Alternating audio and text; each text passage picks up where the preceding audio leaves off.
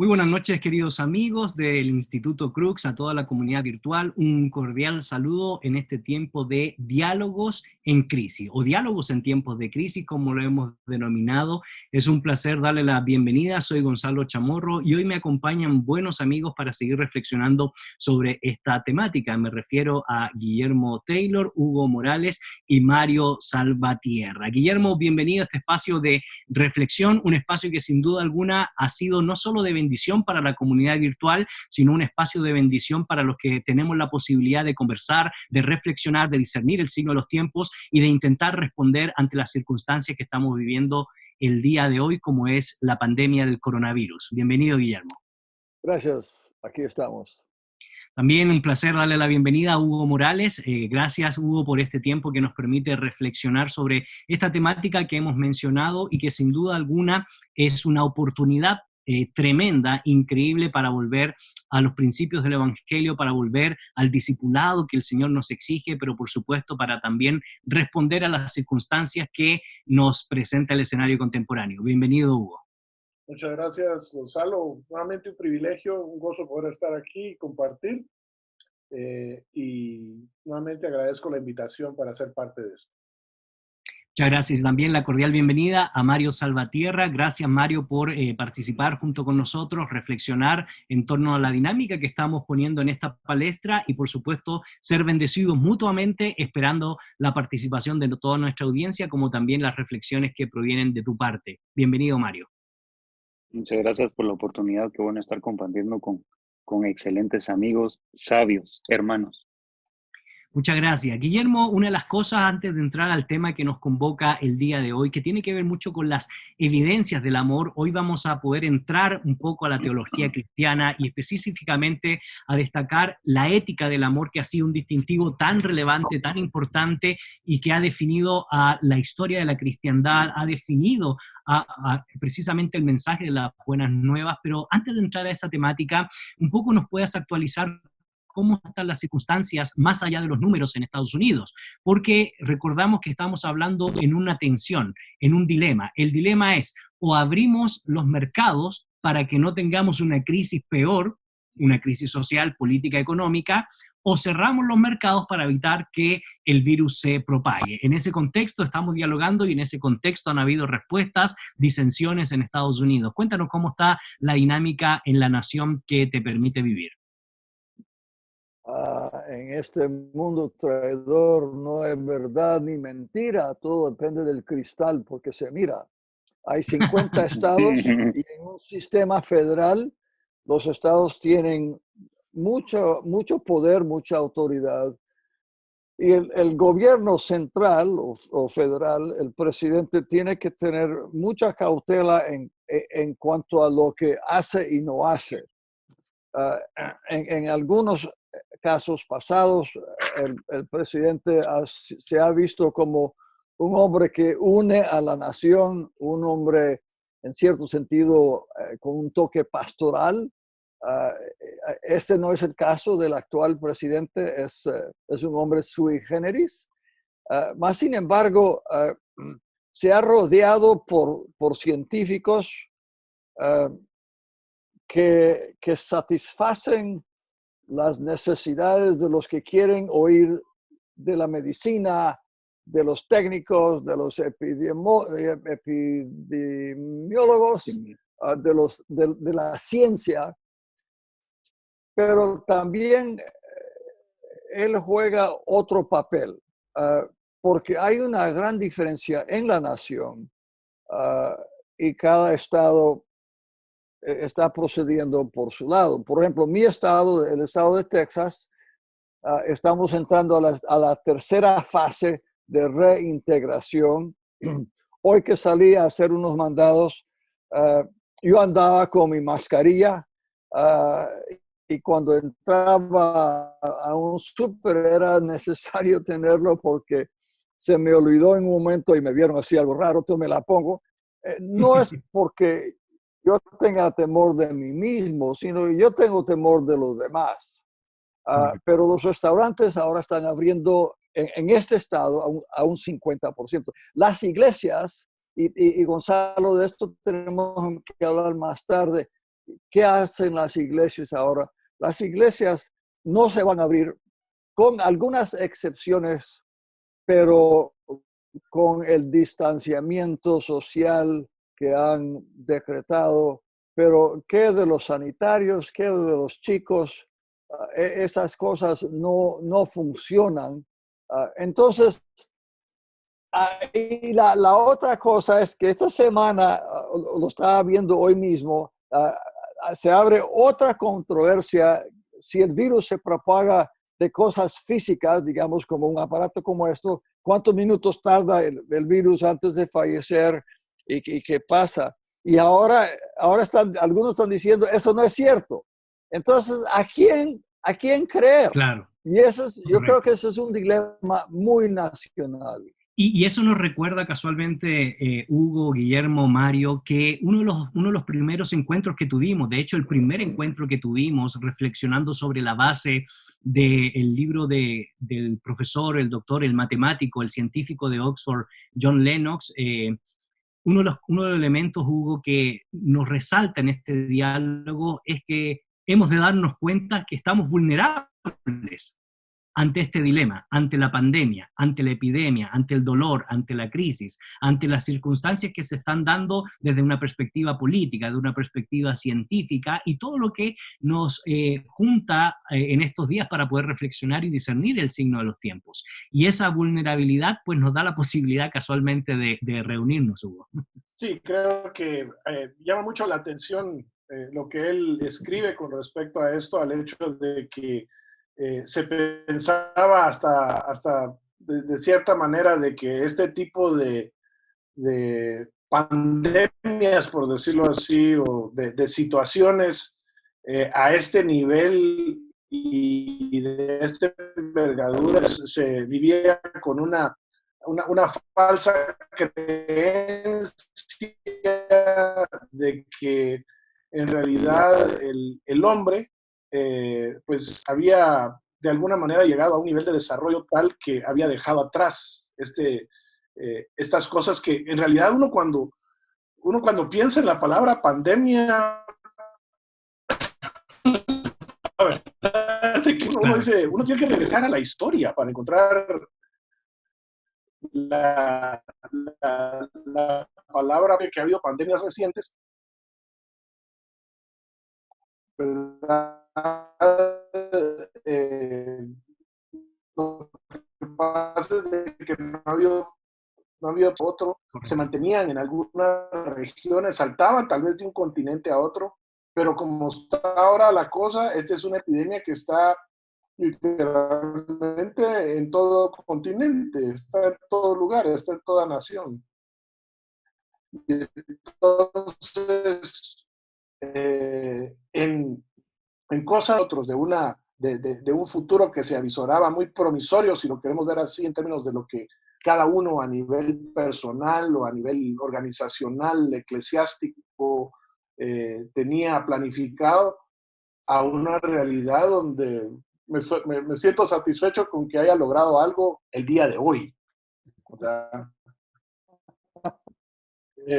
y realmente sí, trae de una manera muy cruda y muy fuerte la verdad de que seguimos siendo tan vulnerables. Y yo diría hasta cierto punto más vulnerables, ¿cómo se llama?, de lo que tal vez eran nuestros antepasados por una razón muy sencilla. Ellos sí vivían con la realidad de la enfermedad y ellos sí vivían con la conciencia, por decirlo así, o ya dentro de su esquema estaba incluido el hecho de que si llegaban a los 50 y pasaban de los 50 años, eso era verdaderamente un milagro. Sí, un éxito. Así es. Que si de los 8 hijos que habían nacido, como dicen aquí en Guatemala, se lograban 4, pues la verdad es de que estábamos bien. Entonces se vivía se vivía un acompañamiento, por decirlo así, de la muerte muy cercano. Correcto. Algo que ahora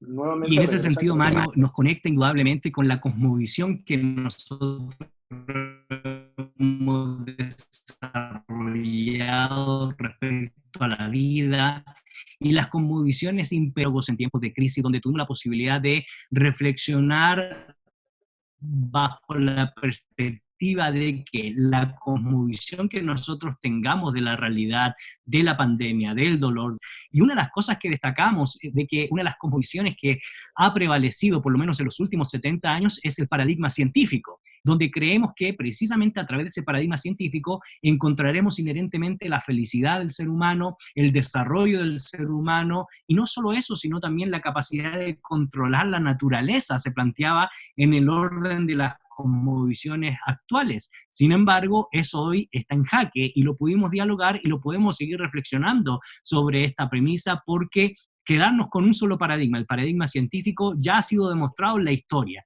que la razón por sí sola trajo la Primera y Segunda Guerra Mundial. Y ahora el paradigma científico por sí solo no responde a las problemáticas que nos está planteando esta pandemia global, Mario. Sí, es cierto.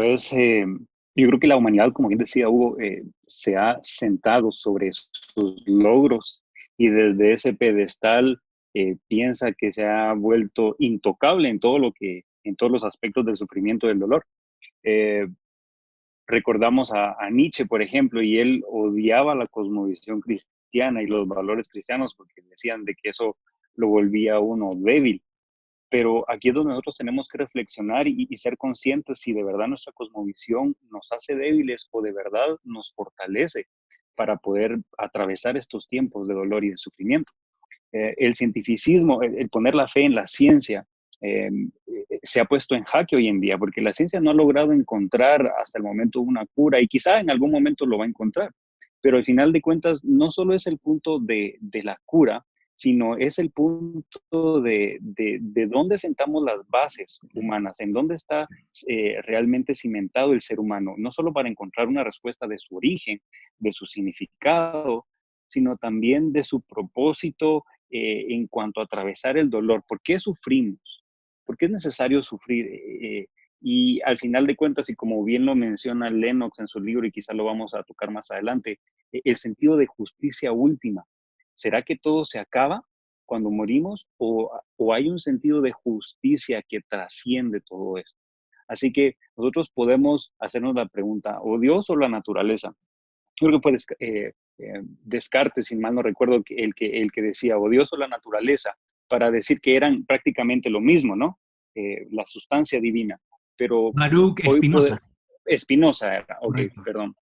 Entonces, hoy podemos hacer, no para decir que son lo mismo, sino la comparación. O es Dios o la naturaleza. ¿Quién es el que te da un propósito o quien te ayuda a enfrentar este tiempo? ¿Dios o la naturaleza? ¿Quién es el que te provee un sentido de justicia en este tiempo? ¿Dios o la naturaleza? Y aquí es donde tenemos que ser reflexivos y tenemos que exponer bien las bases de nuestra cosmovisión para que las personas puedan no solo conocer lo que creemos, sino conocer al Dios en el cual confiamos. Exactamente. Y eso nos permite poder reflexionar y entrar, Guillermo, al tema que nos convoca el día de hoy, que tiene que ver con las evidencias del amor y que está íntimamente conectado con la reflexión pasada, donde nosotros dialogamos sobre la pregunta que es esencial en tiempos de crisis y es esencial en tiempos de pandemia como la que estamos viviendo en el día de hoy. Y la pregunta que planteamos en la entrega pasada es, ¿por qué si se supone que Dios es bueno, permite el sufrimiento, el coronavirus? Y nuestra respuesta en términos teológicos, en términos filosóficos, es muy sencilla. La permite porque la permite. Por lo tanto, la pregunta tiene que ser diferente. ¿Para qué la permite? Y una de las conclusiones que nosotros llegamos en términos muy generales era que precisamente la permite para que nos volvamos a Él, para que le volvamos a buscar, nos volvamos a encontrar frente a frente, en un mundo donde permea la cosmovisión científica, en un mundo donde permea las espiritualidad es vana sin moral en un mundo donde mal comprendemos el papel de las ciencias. Y casualmente lo mencionaba Mario, y es interesante porque ya se había mencionado y se había dicho en el pasado, ciencia sin moral es la ruina del alma. Y cuando la ciencia no tiene un sentido moral, pues no hay una fuente de sentido. Y en este caso, cuando nosotros no tenemos una clara comprensión de quién es Dios, entonces no tendremos una respuesta que va más allá de la mera vivencia en este espacio y este tiempo. ¿Por qué? Porque nosotros podemos hablar de eternidad. Sin embargo, una de las premisas de la evidencia del amor es algo que nosotros conocemos muy bien y que hemos comprendido y hemos estudiado, pero vale la pena compartirlo y reafirmarlo, y es la encarnación, es la cruz, es la muerte, es el mensaje del Señor Jesucristo, ese Dios hecho hombre que nos permite ver una nueva dimensión del dolor, una nueva dimensión de la realidad del sufrimiento, porque Él lo experimenta, Guillermo. Gracias, Gonzalo. Dentro de tus párrafos hay mucho que pensar. Habiendo participado ya esta es la quinta conversación que tenemos, y habiendo leído varias veces y estudiado y subrayado y marcado este libro de Lennox, creo que algo que me ha estimulado mucho es entender de nuevo la estructura de cosmovisiones y cuáles son las principales que compiten en la cancha del partido, del juego de la actualidad. Y yo creo que ustedes compiten en otro tipo de cancha que la mía, la ciudad de Austin, aunque tal vez si hablásemos solo del mundo universitario, guatemalteco sería más cercano a mi mundo acá. Interesante. Bueno, trágicamente ayer murió el apologeta, ¿así se dice?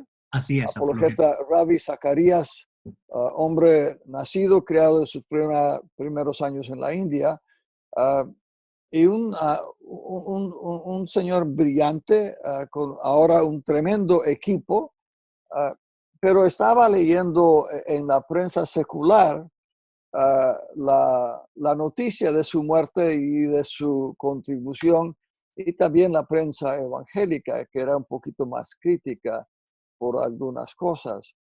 Pero era Zacarías, Ravi Zacarías, que decía, hay 4 puntos o 4 preguntas que tenemos que contestar. ¿De dónde vengo? El tema de orígenes. ¿Por qué estoy aquí? El tema de significado. ¿Cómo debo tratar yo a la gente? Moralidad, y ahí la ética cristiana, y hacia dónde voy, destino. Y este último capítulo de Lennox nos trabaja en cierto sentido las 4 preguntas, pero en particular la tercera y la cuarta. ¿Cómo trato a la gente y hacia dónde voy, destino? Porque si nuestro destino es solo en esta tierra, entonces, francamente, no vale la pena disciplinarse en la fe cristiana que es robusta. Claro. Afuera con eso. Pero aquí es donde agradezco lo que Lennox nos dice, nos plantea.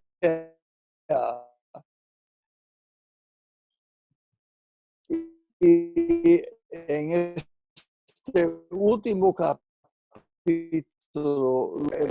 principalmente en esos primeros siglos, pero también en el tiempo de Martín Lutero, y creo que valdría la pena leer ese párrafo de las palabras de Lutero mismo, que la comunidad cristiana ayudó a nutrir, a hidratar a los cristianos y a los seculares acosados por las plagas que venían de zancudos, de ratas y de tales orígenes. Y hasta los seculares, las autoridades seculares no entendían por qué ellos hacían eso. Y creo que esto es algo que nosotros, a mí me desafía en gran manera. Ahora, como dijo Hugo en otra ocasión, en esta pandemia no es igual como después de un terremoto, un huracán. Correcto, porque la situación es tan diferente. correcto. Así es. Y lo que menciona Guillermo Hugo es realmente sumamente importante porque las evidencias de amor que ha demostrado el cristianismo a lo largo de la historia han sido fundamentales y esenciales, pero la han demostrado y la han vivido y la han predicado y la han practicado y la han llevado precisamente a hechos concretos porque han entendido dos presupuestos fundamentales. El presupuesto de quiénes somos ante el Creador, el presupuesto de la encarnación y lo que implica precisamente la encarnación, pero también la relevancia de la resurrección. Entonces uno se pregunta, ¿cómo es posible que los primeros cristianos estuvieran dispuestos a morir por una causa que consideraran tan justa como es la causa del Evangelio? Y eso me lleva a recordar casualmente las palabras que en una historia eclesiástica, citando a Dionisio de Alejandría, quien dice, y cito literalmente, la mayoría de nuestros hermanos cristianos mostraron un amor y una lealtad sin límites, sin escatimarse y pensando solo en los demás, sin temer el peligro, se hicieron cargo de los enfermos, atendiendo a todas sus necesidades y sirviéndolos en Cristo, y con ello partieron de esta vida serenamente felices, porque se vieron infectados por otro de la enfermedad. Los mejores de nuestros hermanos perdieron la vida de esta manera. Un cierto número de presbíteros, diáconos y laicos llegaron a la conclusión de que la muerte de esta manera, como resultado de una gran piedad y de una fe fuerte, parece en todo similar al martirio. Y ese distintivo que hace precisamente Eusebio de Cesarea, citando a Dionisio de Alejandría, fue el distintivo que marcó una era en el mundo de la cristiandad temprana, marcó la era, como mencionaba Guillermo, en los tiempos de la Reforma Protestante, y debería marcar también una era en nuestros tiempos, nuestro compromiso que evidencia el amor, porque entendemos quiénes somos como criaturas. En segundo lugar, porque entendemos qué significa la encarnación. Y en tercer lugar, porque hay vida más allá de esta vida temporal, vida eterna, porque hay resurrección. Creo que cuando te escuchaba, hacía memoria que en realidad no hay nada más atractivo realmente y más impactante para el ser humano que el amor. Digamos, pero ese amor de ese sacrificio de lo más preciado, eh, pero con esperanza, Así ¿verdad? es. Creo que hay que tener mucho cuidado de sacrificio sin esperanza y sacrificio con esperanza. Y creo que algo que marcaba, ¿cómo se llama? La descripción que vos estabas haciendo con respecto a estos primeros miembros de la iglesia, ¿verdad? Era de que ellos en realidad eran capaces de tener semejante no solo actitud, sino semejante martirio, como finalmente se le llama, porque en ellos había una esperanza y había una perspectiva, creo yo, que en realidad este mundo con todos con todo lo que tiene es realmente pasajero y que sí hay un mundo mejor, sí hay una vida superior. Y sí hay una justicia que va a galardonar a aquellos que se creen y que viven Correcto. y que entregan sus vidas de acuerdo a esa esperanza. Y esperanza que se confirma en no solo la muerte, sino la resurrección, ¿verdad? De nuestro Señor Jesucristo. A mí siempre, no sé, hay distintas expresiones, ¿verdad? Que el mundo secular hace del amor, ¿verdad? Y del impacto que tiene. Yo estaba recordando hace muchos años, no sé cuántos de ustedes tuvieron, ya fue hace un buen tiempo, pero el escritor y productor cinematógrafo de origen de la India, M. Night Shyamalan, él hizo una película que se llama La Aldea. Y en esa película de la aldea hay una escena donde hay una joven que está recién casada, pero ella está ciega.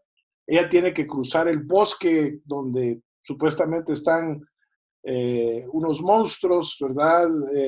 Está lleno de peligro y es la única forma de lograr medicina para su esposo. Y entonces los líderes de la comunidad se reúnen en una esquina de esa aldea para debatir acerca de esto. Y el líder de la aldea, que creo que termina siendo su padre también, le dice que está bien, que si ella quiere ir, que atraviesa, que tiene que atravesar, que atraviese ese bosque y que encontrará la medicina. Y entonces me recuerdo muy bien porque es impactante lo que ahí dice este hombre cuando los demás le cuestionan, ¿cómo es que vas a dejar que tu hija ciega, ¿verdad?, atraviese un bosque lleno de peligros para ver si tal vez se encuentra la medicina? Y la respuesta que él dice es la siguiente: ella tiene mayor capacidad que la mayoría de nosotros en esta aldea. Está siendo guiada por amor. El mundo, dice él, se mueve por amor. Se arrodilla delante de él en asombro. Correcto. Pero que nuevamente describen lo que en el alma de esta persona es un anhelo, y que él, en su capacidad de producir películas, viene y lo plasma, ¿cómo se llama?, de esa manera.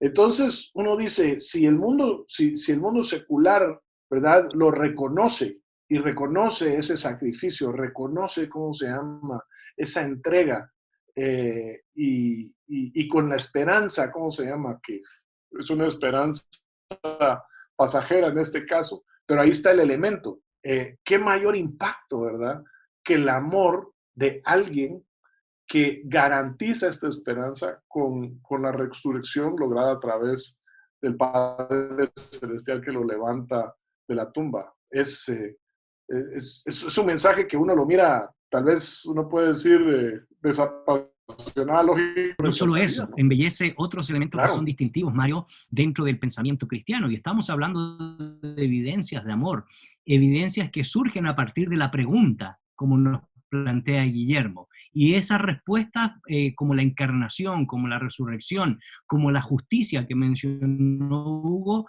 también va de la mano con el concepto del perdón, que es un distintivo único en las religiones comparadas, ¿verdad? Uno estudia las religiones y el perdón es un distintivo único de la tradición cristiana. Ese perdón que precisamente es embellecido por el sacrificio, por la crisis, por el dolor en la cruz, pero también por la esperanza de la resurrección y esperanza de vida eterna. Es decir, no solo Cristo hace justicia más allá del espacio y del tiempo, sino que nos perdona a través de la cruz porque Dios ha decidido amarnos. Y ese es uno de los distintivos esenciales que deberíamos nosotros vivir, proclamar, predicar. No solo la encarnación, no solo la resurrección, no solo el concepto de la justicia, sino también el perdón como un distintivo, como una prueba, como una evidencia del amor divino hacia su creación. Claro, y el amor de Dios manifestado en todos los aspectos que tú mencionabas es lo que le da al cristiano el centro y la base de cómo vive, por qué vive. Cipriano, que era obispo en África, allá por el año 256, él tiene una frase que a mí me gusta mucho. Y filósofos no de palabras grandilocuentes, sino de hechos. Y nosotros los cristianos no hablamos solo del concepto del amor, solo como una cuestión filosófica que está muy por allá, sino lo vivimos día a día, y esa posibilidad de vivir ese amor significativo lo obtenemos gracias a que tenemos una relación de amor que es posible por lo que Cristo Jesús realizó. Y nosotros entendemos el concepto de amor y lo vivimos más allá de lo que este mundo puede comprender. Por ejemplo, nosotros podemos ver que las personas que sufrían en los tiempos de persecución por el cristianismo, era tan fácil venir y renunciar a su fe con el simple hecho de estar bien físicamente. Pero ellos entendían que habían sido partícipes de un amor inigualable, que era como el que Cristo había entregado en la cruz del Calvario. Así que ellos, lejos de negar ese amor, estaban dispuestos a morir por esa relación de amor que tenían con Dios por medio de Cristo Jesús. Pero yo creo que nosotros, la humanidad hoy en día, nos hemos alejado de los conceptos de amor y de lo que bien decíamos al principio, de lo que significa ser humano, porque yo creo que Hollywood se ha encargado de alejarnos de la realidad y llevarnos a vivir mundos de fantasía, mundos que muchas veces son inviables en la vida diaria. Dostoyevsky decía que al principio el arte iba a imitar la vida, luego la vida iba a imitar el arte y luego la vida iba a basar su razón de vivir en el arte mismo. Entonces, y eso es lo que vemos hoy. Hoy buscamos en las películas, en las fantasías que nos presenta Hollywood, lo que nosotros quisiéramos vivir, en realidad de vivir una relación fundamentada en el amor que el Señor ha entregado por medio de Jesucristo. Así es. Bueno, increíblemente el tiempo ha ido volando, ya vamos a entrar en la última sección de este diálogo y tiene que ver con los desafíos que nos plantea el tema de las evidencias del amor, las evidencias que el cristianismo ha expuesto a lo largo de su historia. Para bien, también para mal, hemos de reconocer que no siempre hemos cumplido estos altos ideales. Y sin embargo, Guillermo, el desafío que podemos dejar a nuestra comunidad virtual es precisamente exaltar, elevar y colocar en la palestra el tema de la ética del amor, el principio del amor, el fundamento del amor cristiano como uno de los distintivos más elementales que han marcado no solo la historia de la cristiandad, sino la historia de la humanidad. Y aquí podríamos pasar horas reflexionando en el cuadro de Rembrandt, del hijo pródigo, del padre amoroso y otras dinámicas que están detrás. Sin embargo, ¿cómo podemos desafiar a nuestra comunidad cristiana, pero también a nuestra comunidad que no es cristiana, que tiene otra cosmovisión, pero que está buscando esperanza, que está buscando amor, que está buscando consuelo, que está buscando solidaridad en tiempos de crisis?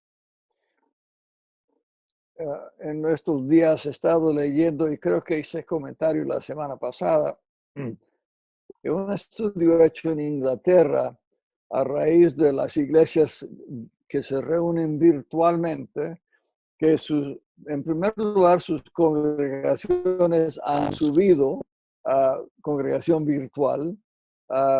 Segundo, sus ofrendas han aumentado porque tienen acceso a los sistemas Digitales. electrónicos digitales. Pero la tercera cosa es la que más me intriga y he platicado con mis pastores para ver si es cierto en nuestro círculo, pero en Inglaterra la gente no hacían antes.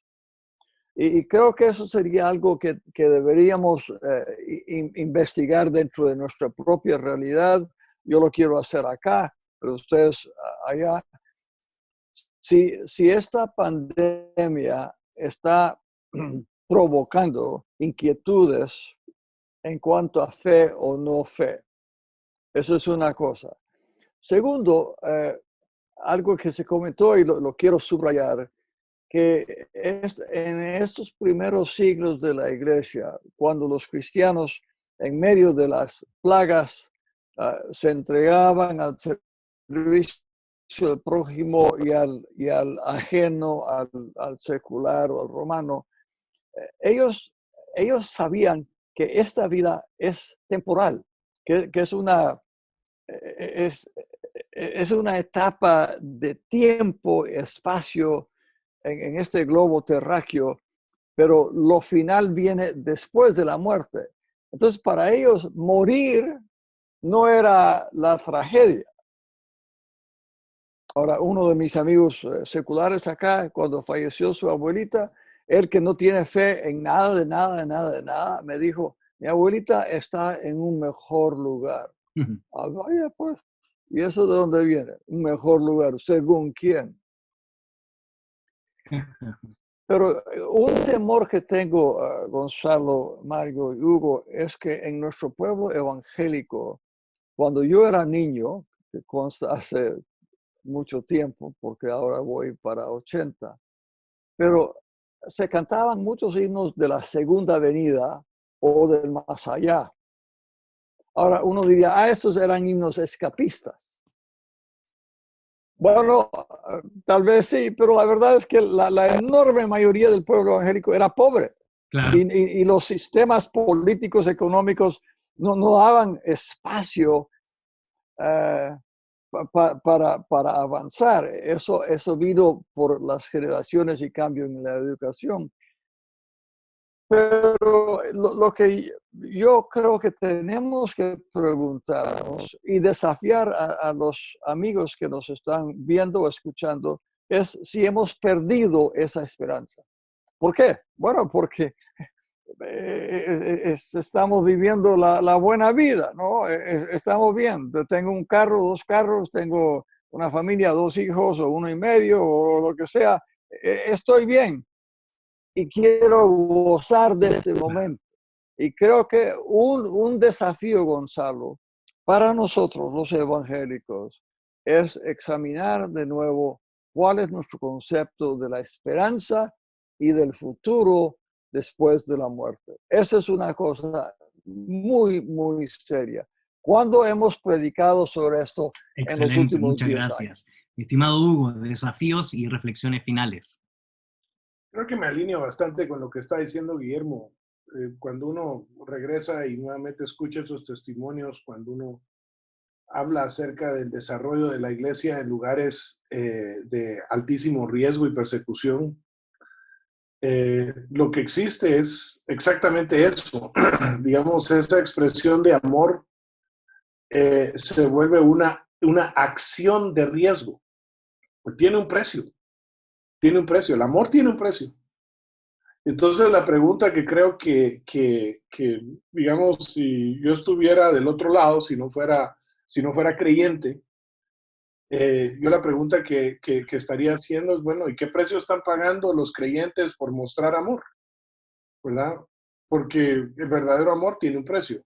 Ahora, como nosotros bien entendemos, el precio no lo pagamos nosotros, lo pagó el Señor Jesucristo. Pero obviamente en lo que estamos hablando, hay un precio que nosotros, por amor a los demás, y particularmente a aquellos que no conocen del amor de Jesús, hay que pagar. Y entonces tiene que haber un precio, tiene que haber un sacrificio, tiene que haber un dolor. Y tal vez la pregunta que uno hace es, ¿dónde me duele? ¿Dónde me está doliendo en este tiempo? Pero me duele con el beneficio de ese amor, divino que fluye, ¿cómo se llama? A través mío, fluye a través de la iglesia, fluye a través de mi familia, fluye a través de quien tenga que fluir. Pero ¿dónde ese fluir está teniendo el efecto de costarme algo? Me está costando la billetera, me está costando la salud, me estoy poniendo en riesgo, ¿cómo se llama? De alguna manera. No quiere decir de que soy, ¿cómo se llama? Uno de estos que sale, no se pone la mascarilla. No estamos hablando de no cumplir, ¿cómo se llama? Con esto, de ninguna manera. Pero estamos hablando de que hay que correr un riesgo. Entonces, la pregunta que creo que yo dejaría es, bueno, en pro de este amor, ¿qué riesgo estás corriendo? ¿Dónde te duele? Excelente, muchas gracias. Mario, reflexiones, pensamientos finales. No, pues escuchándolos hablar ustedes es un bombardeo de sabiduría. Yo creo que las personas que están de fuera y miran el cristianismo muchas veces no entienden lo que nosotros vivimos, esa relación que nosotros vivimos. Pero un Dios, como bien mencionábamos, un Dios que se encarna lejos de ser una debilidad, es una expresión de cercanía. Un Dios que muere lejos de ser una contradicción, es una expresión de amor. Un Dios que resucita lejos de ser fantasía, es un hecho innegable, es una realidad. Y hacia ahí es donde nuestra esperanza cristiana está fundamentada. Una de las preguntas es, ¿por qué las personas pueden hacer? Es ¿por qué debemos acercarnos a Cristo? ¿Por qué deberíamos acercarnos a Cristo y conocerlo y tener una relación cercana con Él? Yo creo que está bien demostrado que cuando las personas sufren, justo en el momento de dolor y sufrimiento expresan quiénes son realmente, sacan a relucir lo que hay en ellos, lo que está en el centro de sus vidas. Cuando una persona sufre es cuando realmente uno expresa quién es. Y si nosotros vemos qué es lo que hace Jesús cuando Él está sufriendo en la cruz del Calvario, nos maravillamos y podemos confiar en Él. Primero lo que Él hace es perdonar. Padre, en Lucas 23, Padre, perdónalos porque no saben lo que hacen. Él aún en medio del sufrimiento toma tiempo para venir y ofrecer perdón o pedir perdón.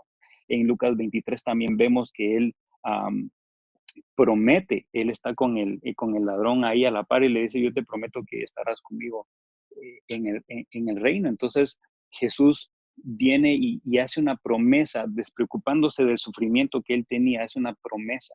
Y aparte de eso se preocupa. Ahí está su mamá y ahí está el discípulo amado y le dice, ahí está tu mamá, ahí está tu hijo, dando a entender que Él se preocupaba porque ellos estuvieran bien. Así que Jesús en medio del dolor y sufrimiento refleja un amor intenso, una preocupación intensa, un perdón innegable. Así que toda persona se pregunta por qué deberíamos de acercarnos a Cristo, ahí en la cruz tiene la respuesta. Y una de las frases que a mí me gusta de Rabbi Zacarías, que lamentamos profundamente su fallecimiento, pero él tenía esta frase, como un niño que de pronto deja de llorar cuando su madre lo toma entre sus brazos, así será el abrazo del cielo sobre nuestras almas. Bueno, muchas gracias por esas palabras y reflexiones finales. Indudablemente las evidencias del amor están en seguir analizando, reflexionando y poniendo en práctica la evidencia de la encarnación, de la resurrección, de la justicia, del perdón, de la esperanza futura, con hechos concretos, porque Cristo tomó forma. Y esa forma es un hecho concreto, precisamente como reflexionaba Mario en la cruz, fue el virus de la pandemia.